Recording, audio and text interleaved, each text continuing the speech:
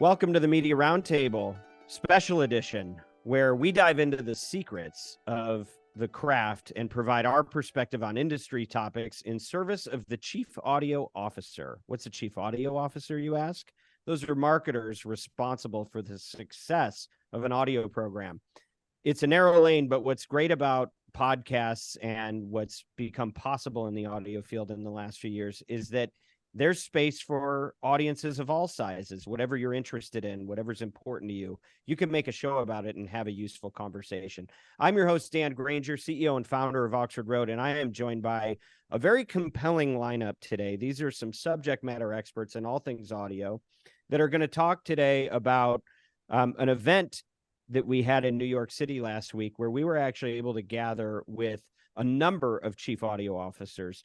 Roughly 20 of them sat in a room with us, and we talked about some very important things like attribution. How do you assign credit appropriately to the performance of an ad campaign in audio specifically? We talked about verification, which is about knowing if you got receipts on the getting what you paid for actually executed as ordered. We talked about brand safety and suitability, a very fun topic, which is really about making sure that your brand's values are being reflected in the content that you're aligning yourself with.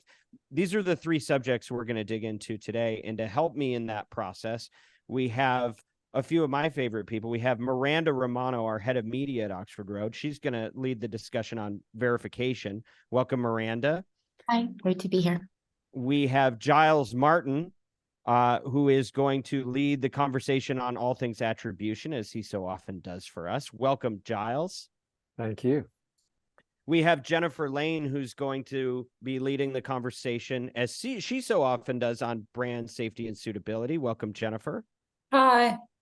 And we have James Ingrassia, who is our head of account services here, and he is really an expert on pretty much everything. So James is often the glue that can be like, yeah, but here's how this works out on a day-to-day basis with real campaigns and real people. And so he's going to bring more of a generalist perspective. But welcome to the Media Roundtable, James. We're glad that you're participating with us today. Thank you.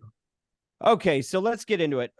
So we brought together some chief audio officers, and the goal is really, this was not a room where there was any pitching of any sort. It wasn't like an upfront. It was a roundtable discussion where we're trying to solve industry problems, all anchored around measurement.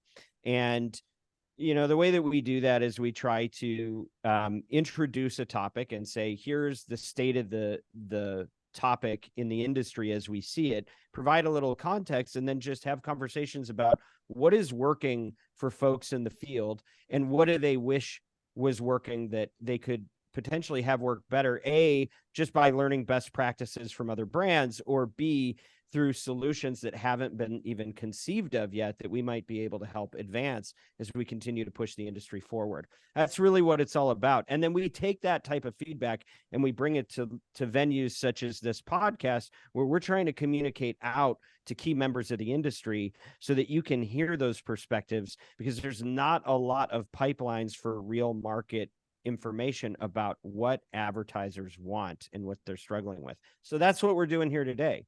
To start out, I think we should begin with what I see as a newer topic in the industry. It's this thing called verification, or we call it verification. And it's maybe one of the most nascent pieces of the industry, but very, very important, because I think we've all been flying by the seat of our pants with a lot of these placements over the last decade. But I think as the industry matures, this topic becomes increasingly important. So Miranda, let's start with you in the hot seat. Can you talk a little bit about what is verification and what is the state of the marketplace today as you see it? So we probably could dedicate this whole episode to verification, but we'll keep it simple for the sake of time. Verification helps us understand whether or not we got what we paid for. We sign contracts with, a very clear breakout of what we are buying in terms of including terms and conditions. And there are verification providers out there that help ensure the integrity of those campaigns. In terms of the state of the industry, We definitely have still some work to do, but just even within the last couple of months, the industry has made tremendous progress with verification and adoption. And that's really because of the transparency and accountability that it has brought to publishers and to buyers. For the first time, we're really empowered with data and insights, not just to improve performance, but like on the publisher side, to help prioritize certain ad tech, like frequency capping. In the beginning of the year, frequency capping was very limited. There were only a few hosting platforms that offered that, and now we're seeing more and more hosting platforms, and therefore publishers, be able to do that. Recently, we've even seen Apple adjusting their auto download feature, which will help us gain or further alignment in terms of downloads with actual listener consumption, which was partially due to the exposure of the issues that were caught because of third-party verification. We talked about some of the partners out there. We work with several of them, and the extent of verification is different per partner. It's always evolving. It's why we work with a handful of them. And I guess, Dan, to answer the second part, so, what did you learn? I think that, what I heard in the room was, I think there needs to be some more education on the extent of what is available. I asked, like, what do you want to see more of? And a lot of the responses were metrics that already existed. And so I think, and it's a lot, like, one of our partners, they offer visibility into 19 different metrics. At certain points, some are more important than others. And so I think it's really about educating advertisers in terms of what's available. But also I think some of it is visualization. Like someone asked, I want to see how downloads are pacing over time. Like that's available.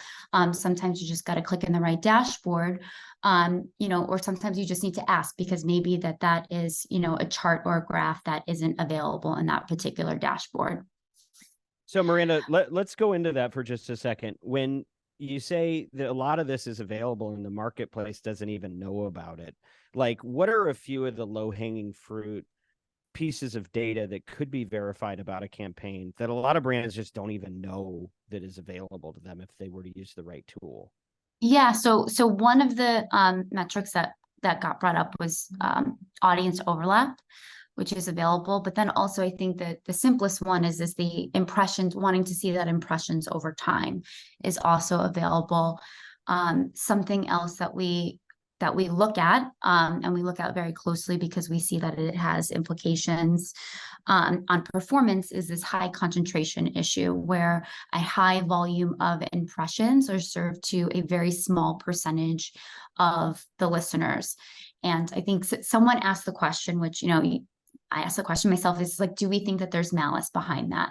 And I think the response is it's not black and white. I think that's a big accusation. And I think the tech in podcasting sometimes feels very immature. And I think it's partially just how the hosting platforms are serving. But there could be cases where, podcasters do have malicious intent. Well, so can you be more specific with that? Give us an issue where, okay, in this particular case, it's just the immaturity of the tools, and in another case, it's actually somebody doing something with intent to deceive. Correct. Yes. So, maybe they are paying people, or they have a tool to auto subscribe or auto download a bunch of podcast episodes. Okay, got it.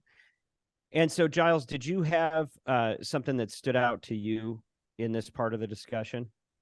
It was a little bit of a pivot from the core discussion, but it certainly seemed to get some interest from people and some good conversation going. And it does relate to verification, which was talking about AI's role in podcast. And it's such a big topic, and I expect we will have more episodes and CAO meetings probably devoted to this specific topic. But people generally were pretty skeptical and cautious about AI, for example, reading an ad in place of a host. If you're a network selling a run a network buy, this type of technology allows you to execute buys in a very, very different way, or campaigns in a very, very different way. And whereas previously you would have to have a very generic ad, you're now in a position where actually you may be able to offer some pseudo customization from every single environment that you're placing ads in, which really could be a game changer for the networks. But the brands in the room seem to feel pretty strongly that they don't necessarily want an AI voice reading their ads and pretending to be one of the influencers that they supposedly are paying for custom endorsements from. So there's a lot to this topic. I don't think we can cover it all here, but I definitely sense some caution about that in the market. And I think it's very important and one to watch. Well, a lot of the people who are listening to this, sorry, I'll let you go in a second, James, but okay, a lot of the people that are listening to this are on the publisher side. And I do think very suddenly this is going to be a very important issue. And it was interesting because I did perceive what you're flagging here, Giles, which is there was some emotion in the room around this one. The idea that you hire an influencer in audio to advocate on behalf of your brand, and then you find out they may not have even recorded the ad themselves. One person made the comment that, it only takes one instance where national media picks up the fact that this is a fake endorsement that's happening in a show. And all of a sudden, the credibility of all of it is blown, and that individual and their network is going to be in a lot of trouble real fast. And so my advice to any publisher who's listening right now is to be on notice. The marketplace is going to be very sensitive here. And I know AI is cool and we all want to find new applications for it. But if you misapply it and it starts to take the place of something where there's trust and you substitute that with something artificial without disclosing it, there's going to be a problem. And I think our agency is going to make an increasing amount of noise on this topic. And I would advise anyone, if you are going to have AI record content and specifically ads, because they're personal recommendations using AI, you need to disclose that when they buy it, and you need to disclose it to the audience, because if not, you're going to end up with some real serious disappointment. I think it's going to blow up in everybody's face. So James, sorry, I wanted to get that in, but go ahead and no, that's fine. It's along those same lines. I think we did ask the team if there was any factors that they would like a dashboard to be able to tell them about their podcast by. And on the subject of AI, it was whether this was read by artificial intelligence or not. Now, as we continue to talk about that subject, one of the CAOs did bring up the big difference that if they are talking about using their product personally and their experiences with that product in AI, that's a big immediate no. But if a brand did disclose that they used AI to record a general read that was not an endorsement for a product that they would never try, like maybe a business software or something like that, as long as it's disclosed, they would have to consider it. It wasn't a home run, but I thought that was an interesting delineation of endorsing, I've used this and you should too, versus, hey, let me tell you about this company that I personally never used. But I think the disclosure was definitely on the high list of things that people wanted to see in a dashboard. Yeah, for sure. Well, and I think we're going to have to wind down on this topic in just a minute here. But, one of the questions that came up was, what metrics do you wish you had more visibility on? And one of the things that came up was audience overlap. And another one that came up was impressions being distributed over time, because a lot of times that can really impact what your expectations should be in terms of when performance should be realized when you're evaluating the success or lack thereof of a campaign. Do you guys have any commentary on this subject of what metrics a lot of the brands that we spoke with wish they had more visibility into? The impressions over time, I think, is very interesting, because that also led to a discussion about the types of shows you're buying. So if you're buying a true crime show or a lifestyle show, that doesn't matter if you're listening today or in July or in March, doesn't really matter. You're going to get a longer tail on getting those impressions delivered. But if you're listening to a news program or a sports program, you maybe have 24 hours to get those impressions delivered. So shows like that, the performance will be recognized much closer to the drop than some of the more long tail ones, which I think is something that people ask to see. So that way they know whether to make a decision on a show too soon or too late, depending on that factor. Well, and I want to put Giles and Miranda in the hot seat and go back to the audience overlap issue. What is the state of that today, and where do you see it going? I would say that, in some of the tools that are out there, you can see it on a fairly limited basis. So you can sort of take one show and look at how the audience overlaps with another show. And that's helpful up to a point, but it's very hard to scale any kind of real intelligence or strategic guidance off that, because it's very, very piecemeal and very, very tiny pieces of the puzzle that you're seeing. So, what we need to see, and I think inevitably the industry will go this way, is more flexibility in that data, more flexibility in the views of it, and more high level, strategic views of it, where we can look at which networks have overlap with other networks in a certain campaign, how that varies perhaps by time of year, or even one channel versus another. We might look at the difference between podcast versus streaming versus radio streams, and really understanding it at that level is, I think, the starting point. And then we sort of can drill down to the more sort of tactical applications of optimizing buys based on that. But we need more visibility into that data for sure. Well, and it's interesting because somebody said recently, audio is a quasi-digital channel, right? And you can look at some pieces of it, like the emerging channels, streaming and podcast, and in some ways they're already further ahead of what radio ever got to in terms of being able to verify certain aspects of the campaign because of the nature of how the ads are served. But then there's other things like separation or audience overlap that analog media seems to have provided solutions for decades ago, and we're just still trying to get on first base in this new lane. So we're all, I think one of the things that keeps us busy and useful and employed is that there is so much chaos in this current state of this industry, where the old is evaporating very slowly and the new is trying to find its footing, but nothing is quite where it's going to land for a long period of time. And we're trying to just cobble together the best solutions we can in the meantime. So with that, that's about as much time as we have to talk about the verification subject. I want to move on to the next one, which I think is more now than ever. It's been timely. It's increasingly timely. You have new levels of polarization. It used to just be right-left polarization that seemed to be causing problems in media for brands. But now with everything going on in Israel and the Gaza Strip, you see people polarizing on a whole new set of issues. And brand safety and suitability is probably harder than ever. We're now about a year from the next presidential election. I know that the Brand Safety Summit is happening this week in New York City. So this is a hot topic. Jennifer, can you just acclimate us a little bit to what is it? What is the state of it, and what stood out to you in our conversation last week as we talked to brands? Yeah, I mean, it's a topic we talk about on this podcast a lot, probably the most consistently. So I don't want to necessarily hit everyone over the head with information they already know. But from a very top line, we sort of discussed what brand safety means and whether or not brand safety or brand suitability is more important and what each of those mean.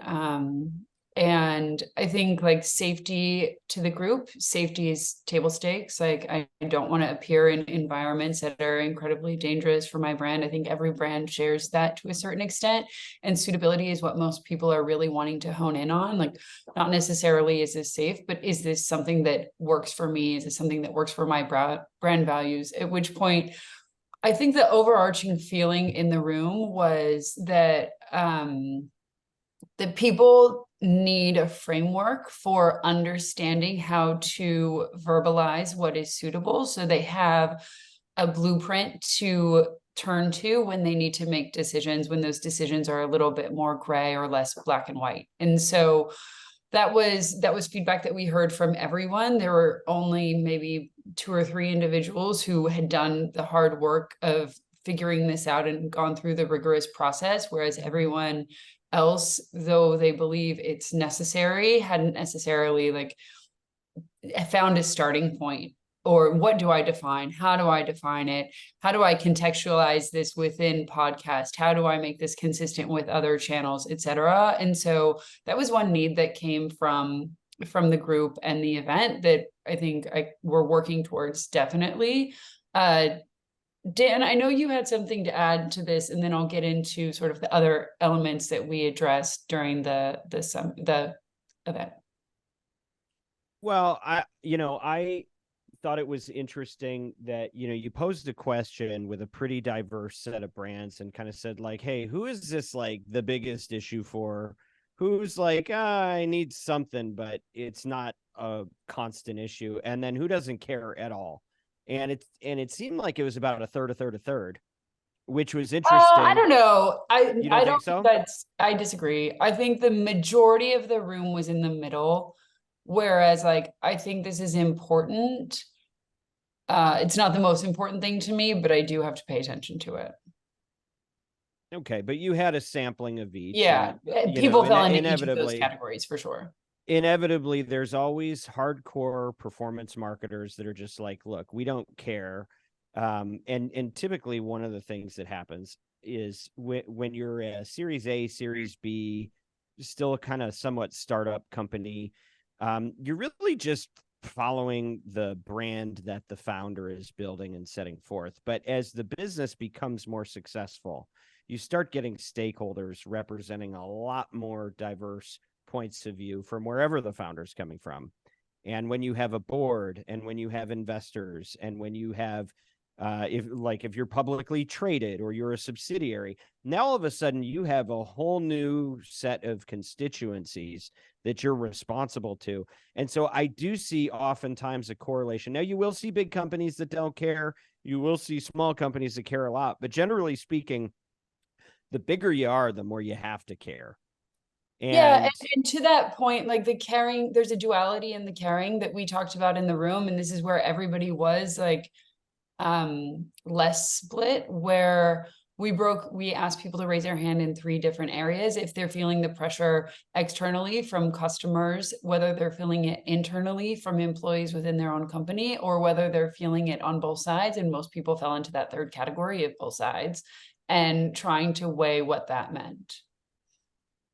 Yeah, and it was also interesting, when you ask people like, how far along do you feel like you are in solving this problem, and like having a position, having a grid to process these decisions about who you're going to align with through when you go into market, most people just don't have a plan. Somebody described a company they had previously worked at as it was utter dysfunction and nobody even knew who could make the decision, right?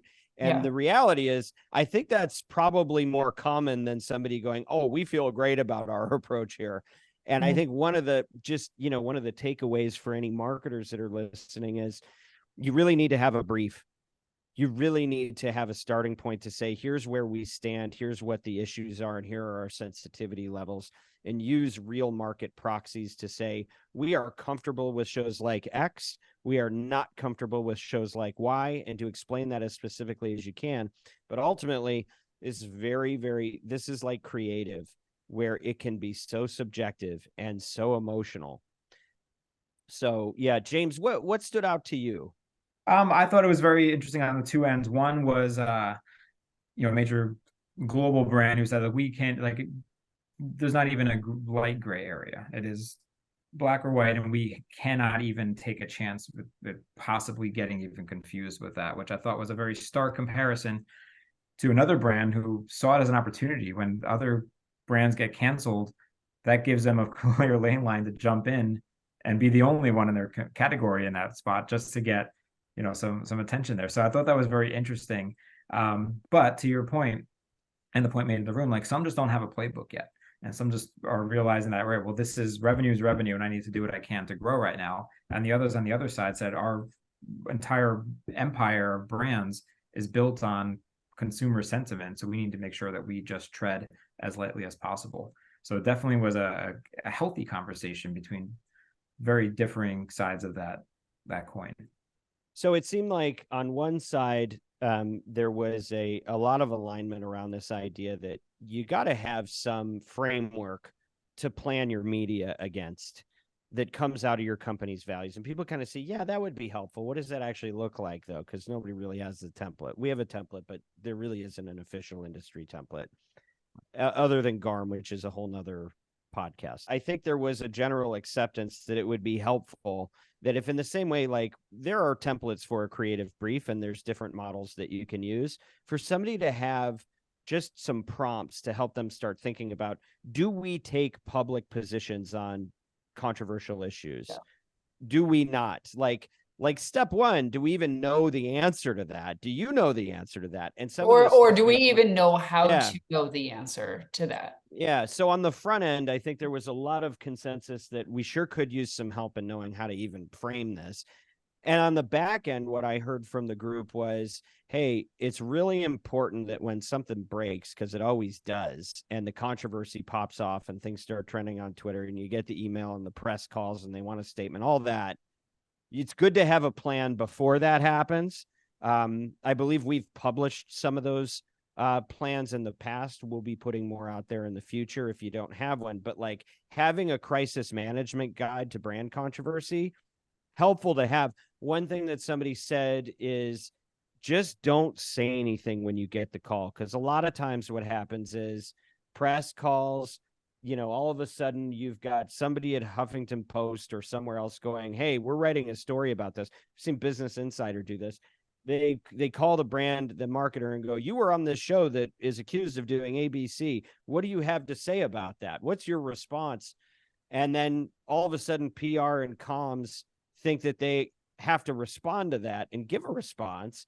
And I think what we all kind of acknowledge is like, look, the world is operating on a 1 to 2 day news cycle right now, and you don't necessarily have to say anything. Yeah, but also like highlighting the importance of each of these different teams to be completely aligned, because more often than not, like the media buying plan or the media buying team is not communicating with the PR team, and then the outcomes end up being very, very different. And the media buying team just has to sort of figure it out after the PR team messed it up, or not. That's not fair. Took the first step without checking the implications on either side. Yeah. All right. Well, listen, I know we need to go to our final topic, which is about attribution, but any other observations or insights that came out of that room that you guys want to share before we go? I think in closing, like 5 main players in this space, tools that have popped up over the course of the last year, but at the end of the day, no matter how developed AI is, it's still definitely a mix of AI and human touch and really diving into the nuance, because contextualization isn't where it needs to be just yet. Yeah. Yeah. It's a delicate phase of the industry. It's a sensitive topic. And if you do it wrong, you stand the risk of getting in a lot of trouble internally, externally, with all stakeholders. And an ounce of prevention can be worth a pound of cure, but there's really not a ton of tools. And that's why you've heard us so vocal about it on this program, about what are the best practices today as we see them and as we develop them. Okay, so with that, let's move to everybody's favorite conversation, which is attribution, and everybody's favorite person, who is Giles Martin. Giles, can you remind us about the state of the union as its attribution, which we've defined as kind of a shorthand? What results can be reasonably credited to this campaign? What's going on with attribution in audio right now? Well, I think the biggest news of the last quarter, Q3, well, just before Q3, actually in June, was Spotify announcing the transformation of pod sites to Spotify Ad Analytics, or SPA, as we like to call it, and offering their product for free. And it seems like a long time ago now to those of us deep in the trenches, but it was actually only, 3-4 months ago. And that's rocked the industry, I think, to a significant extent. We also touched on Acast selecting Podscribe as their preferred attribution partner, rejecting Spotify quite publicly. And this touches on this whole issue of, walled gardens in measurement, which you see obviously with Google and Facebook and Spotify now moving in that direction, and that tends to generate mistrust amongst marketers and is definitely going to be changing the landscape in the podcast space. A couple of other points I think that are just important right now in terms of attribution is simulcast. We know that there's more and more impressions being delivered on YouTube. YouTube have now announced the RSS feed, so we can only expect more and more impressions being served on YouTube for podcasts. There's not a great measurement solution for it right now, and the vendors out there need to really be scrambling to come up with a good solution here, because I think those that come up with the best one are really going to be in a place of advantage. And then, perhaps most significantly of all, even the issue of the privacy climate in the US and worldwide becoming an increasingly pressing issue. And I ended my introduction with this latest news just a few days ago about Google soon hiding the IP address in Chrome. And it's only starting off with relatively small testing initially, but it's very much indicative of the way the industry is going. And if Google do end up rolling that out, Chrome is the browser that has somewhere between half and 2/3 of all internet traffic. That it would take an enormous amount of data away for pixel-based attribution, and leave an enormous amount more inference and speculation and modeling required to get a sense of what the true results are. So that is arguably the most pressing topic, but all right, well, let's start with the most. Let's start with the most pressing topic. So I'm going to give a very layman's version because this is not one of my key areas. But as I would articulate it, like the industry went from a lot of promo codes and vanity URLs, and sometimes we use surveys to figure out, how many sales those each represented when we saw transactions. And then in the last 3 or 4 years, we go, oh, pixels. We can pixel just like we do with digital, and our problems will be solved. And there's been a whole arms race to figure out who's the right supplier, right? And then now you're saying, no, they're actually taking that off the table just as soon as people started getting comfortable with it. Can you describe what the world looks like if things move quickly in a year's time? If that becomes less and less accessible, what happens with Claritas, Spa, Podscribe's pixels? You've got all these pixels. What happens? What happens to the industry? Well, it's interesting. A lot of the big media companies like Google and Facebook, they're talking more and more and advocating more and more for modeling type solutions, like traditional MMM type solutions.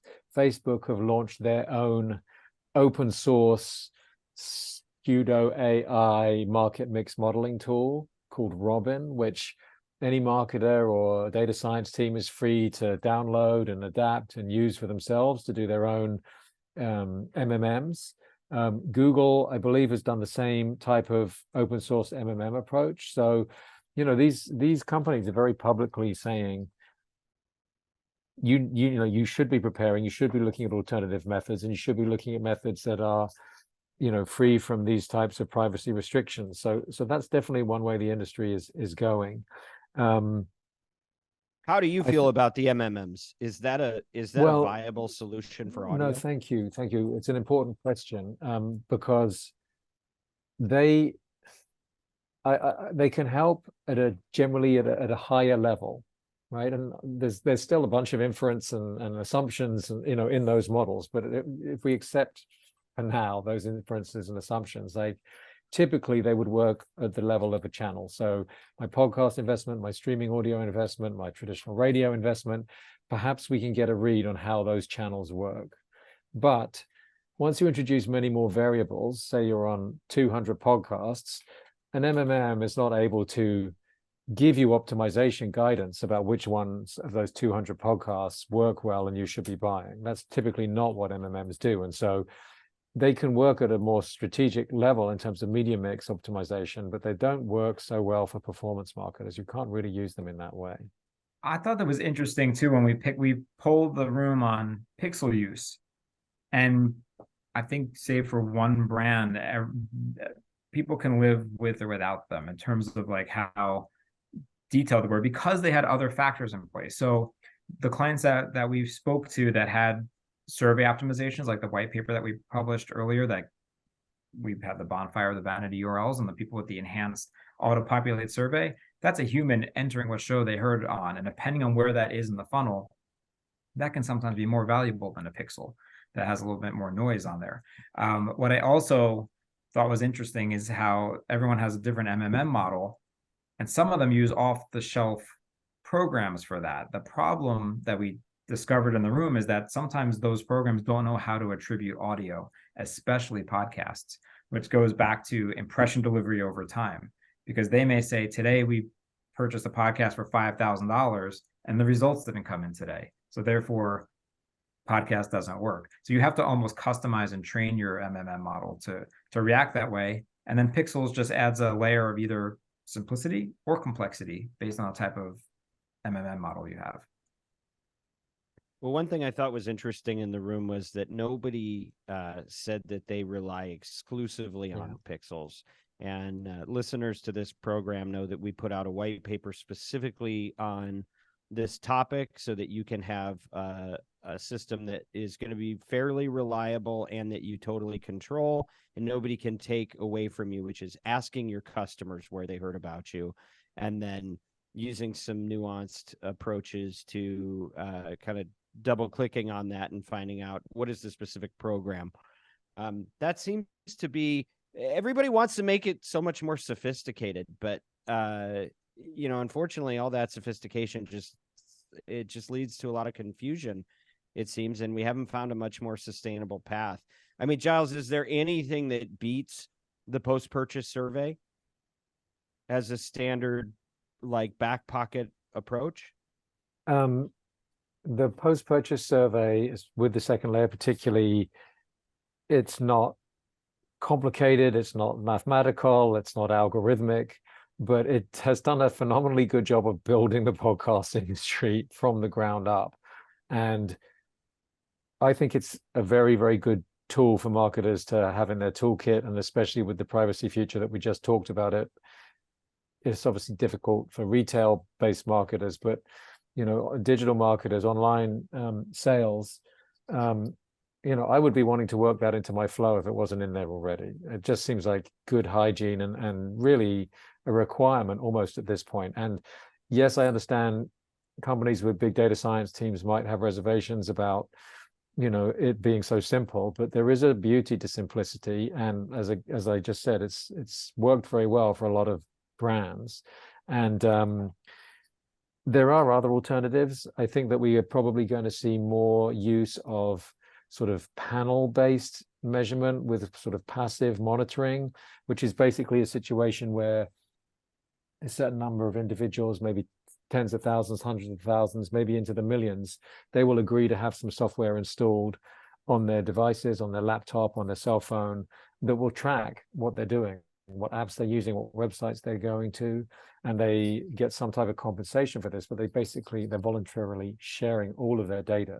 And so the person who has access to that data, the research company, can see, oh, they saw this video ad or they heard this audio ad, and then they can see subsequent activity. So it's really performing the same type of function as a pixel without the privacy requirements, because these people have opted in. So I think that we're going to be seeing more of that, and it's definitely something to keep an eye on in the space. All right, I'm going to recap a few other things, and you guys interrupt or respond anytime you want. But I just thought these were interesting things that stood out to me.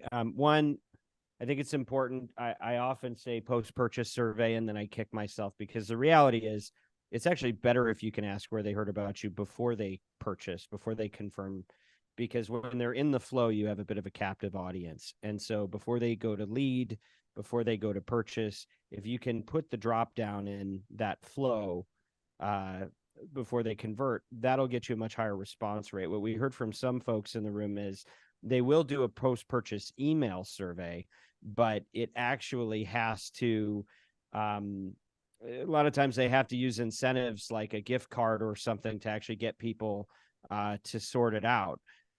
Giles, you may feel differently. Maybe that's not so important to you. Did you have a counterpoint on that? No, I think anything you can do to increase the size of that data set is worth doing. The other thing is, we've worked with a lot of D2C brands, and that were e-commerce, everything is performance marketing. And then suddenly they go through a Series C, and then they start showing up in retailers. And then you might see them in Target or in Walmart or places like that. Now, all of a sudden, your whole system is a lot harder to measure, because you're not just selling when they go to your website, you're selling when they're at the store and they just grab it off the aisle, and nobody's jumping out to go, where'd you hear about us, while you're at the checkout line, right?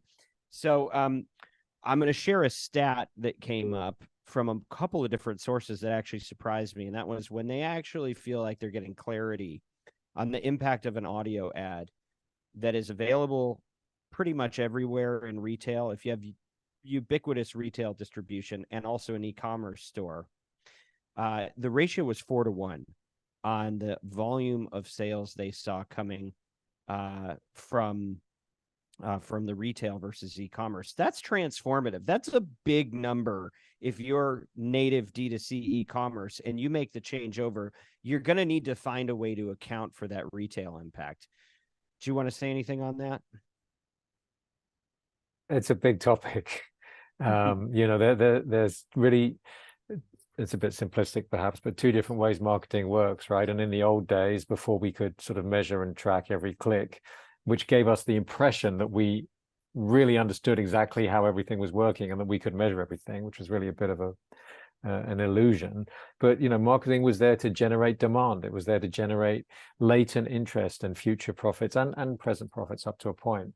And that's how brand marketers still work. That's how retail marketers still work, and they accept that you can't track everything. And I think a really interesting sort of question for the market is, that perception that you can track and measure everything because you've got some digital data, is that really a help, or is it perhaps even a hindrance? Like a lot of those other types of marketers, they focus on really generating great creative work, or really trying to find ways to resonate with their audiences. And those types of strategies might be more helpful in marketing today than trying to maximize ROI on a short-term basis.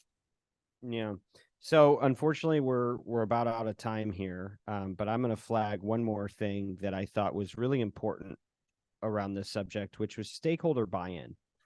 Because these things, you're in a rush to start a campaign, you get it in market, you do everything you need to do to measure it in the best way that you can. And then at some point, the brand marketer ends up in a meeting with finance or another channel lead or somebody asking questions where they're not on the same page about how they're looking at this. And across the board, I saw unanimous support of the idea that make sure the other stakeholders at your organization buy into your approach before you start pushing it out. Because if you don't do it up front, it's going to be even harder when you're in market. And I thought that was a really interesting insight. Any final comments or insights from you guys that stood out from the whole session before we close? I think the one thing is brand marketers like to get together and talk through problems, and any opportunity where people can facilitate this is incredibly valuable, because once they get started, it keeps going. And a lot of them have shared challenges and shared perspective, and it's a super valuable benefit, frankly. And to echo that, I heard that directly from a number of CAOs after the event, because normally if you go to a media conference or a marketing conference, audio is like one question on one panel. And this was a good 90 minutes dedicated to their channel. Well, and this was a good 60 minutes dedicated to this channel. So I'm glad that you guys were able to join today and recap some of these insights. We hope that it keeps moving the industry up and to the right in sustainable ways. There's a lot of great stuff happening in the business, but there's also a lot of challenges. So I'm really happy that we get to weigh in on this and we get to share these insights. I want to thank everybody for spending this time with the Media Roundtable. This podcast is, of course, brought to you by Oxford Road, where we want you to succeed in audio and to use your influence for good. And as members of the marketing community, we have the power to advance voices that don't just entertain, but edify, and to rise above our differences and show that collaboration is possible when we treat each other with respect. Little plug for brand safety. We'd love to hear from you. If you have any feedback or suggestions, don't hesitate to reach out to us at info@mediaroundtable.com. We will all see it and talk about it, whatever you say. And if you're a marketer looking to align your vision with our vision, reach out to our agency, Oxford Road, by going to oxfordroad.com. Subscribe to our free weekly newsletter, The Influencer. And thank you to James, Giles, Miranda, Jennifer, Bianca, Kyle, Haley, Neil, and the team at Podcast One. And as always, influence responsibly.